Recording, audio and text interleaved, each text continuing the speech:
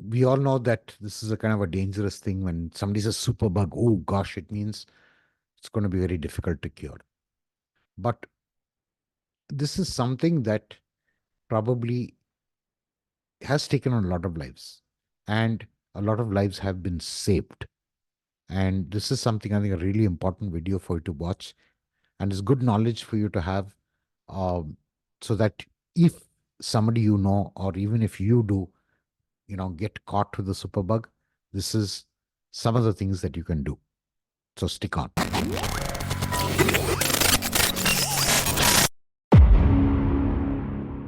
Okay, so what are these superbugs? Superbugs are bacteria that has resistance to multiple antibiotics. And as you know, we've got about six uh, antibiotics that are available. The seventh one is under lock and key. Okay. And that's never going to be used because that's our last line of defense. But nevertheless, there has been a lot of bacteria that's built up resistance to these antibiotics. Now, how did these come about? Because they evolve when people stop taking medicine against certain diseases. As you can see, the case, uh, you've got antibiotic resistant uh, strains of TB, which have been going around, malaria.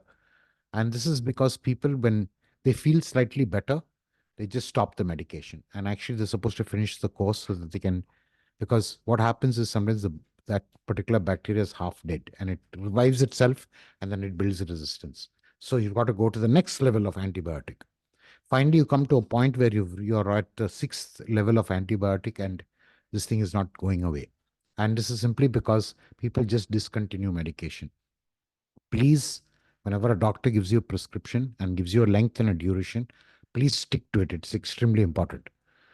Now, hospitals can produce a lot of superbugs because, yeah, hospitals is a convergent point for people with diseases. And sometimes these diseases will take a hold of somebody who's on a very mild antibiotic, and this bug might just get in from somebody else or through the air. You don't know how it comes. And what happens is hospitals lend you superbugs.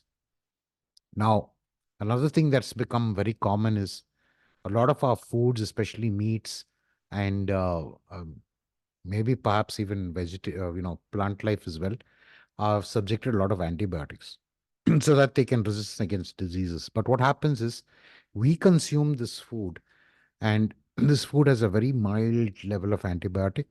And what happens is the bacteria in our own body gets these small doses and they become resistant to it.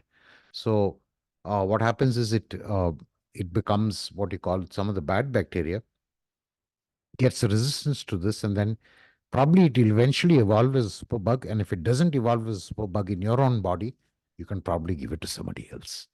And they won't have probably any makeup to resist against it. And so that whole thing goes on. So the superbug problem is actually very huge, and it has sent shivers down the spines of people, across the world.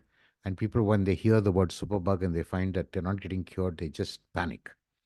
Not only do they panic, some people, uh, the doctors just tell them they are dying. Some people fall into comas and they don't know what to do, and they can't figure out what's happening. However, what's the defense? Okay. Now, there's a thing called bacteriophages. Okay. Now they call them phages for short. Okay. Now, these are viruses that kill bacteria. Yeah. Viruses that kill bacteria. Okay. And they're everywhere. They're in our bodies, they're in the lakes, they're in the oceans, they're in the ground, they're everywhere. Okay. Now, these phages, what they do is they go and attach themselves to, let's say, a bacteria. And if this microphage will actually identify whether it can attack this and whether it can attach itself and invade the cell. So what it does is, if it finds a match, this bacteriophage gets in, destroys the entire cell at a genetic level, and then it multiplies and brings out more phages. Okay, so these baby phages go around and they start to destroy that harmful bacteria that's around. Now, remember that, okay, these will continue to go and grow, but finally what happens is it runs out of bacteria and then it says, okay, my job is done, and then it kind of fades out over time.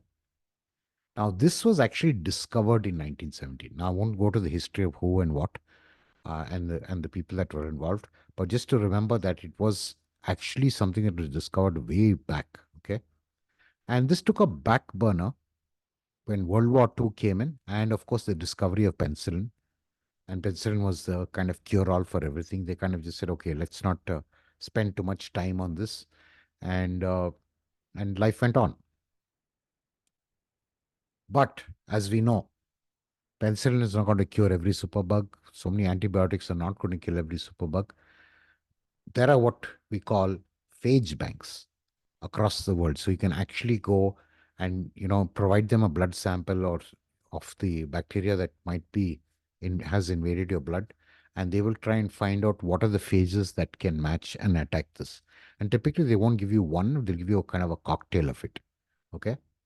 Now, where do they get these from? Now, these phages are found of course, found near bacteria. Now, there'll be bacteria in garbage, sewage, dumps. Can you imagine even rotting vegetables? Sometimes, like a rotting brinjal will have a certain kind of bacteria. But what happens is these phages will also land up there and eat the bacteria. So when they take a swab of this and put it in a petri dish, and when they incubate it, if it turns out like spongy and looks like Swiss cheese, it means, of course, it's being attacked and eaten up by phages.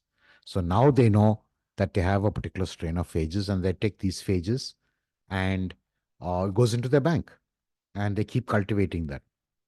Now, this is something that is probably going to take the front seat in medicine as we go forward, because we're trying to wean away from our dependency on antibiotics, because we're probably running out of it, and probably a lot of diseases are going to get resistant. So there's a lot of hope now.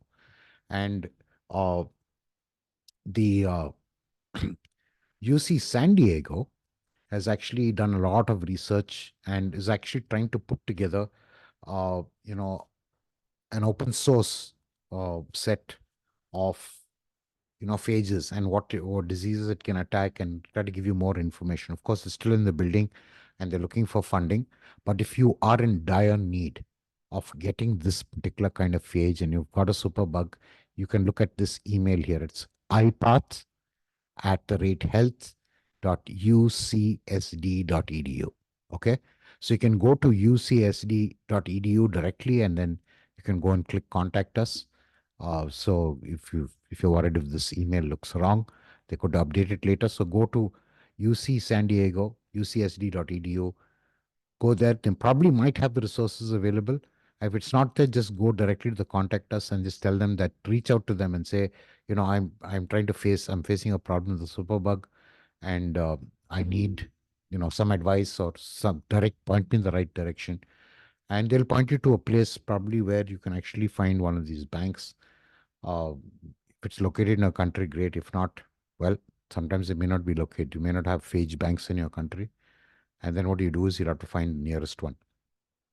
So that is something we will all be looking forward to, because it's another step forward in medicine, and especially when there are chances where people could die. And there have been a lot of case studies and a lot of real things that have happened where people have had transplants, and because of transplants, they've picked up super bugs in the hospital because the immunity has been low, and people have recovered from that in a week, 10 days, they've just turned themselves around, and it's quite astonishing the results that they get. So if you did like this video, just definitely, if you're seeing this recorded, then press the notification bell out there so that you can get to see more of my videos. And if there's any particular topic that you'd like to know about, then put it in the comments and just say, hey, why don't you talk about this? Or reach out to me, because there are many ways you can get in touch with me. And have uh, have a wonderful week, and we'll see you on the next topic.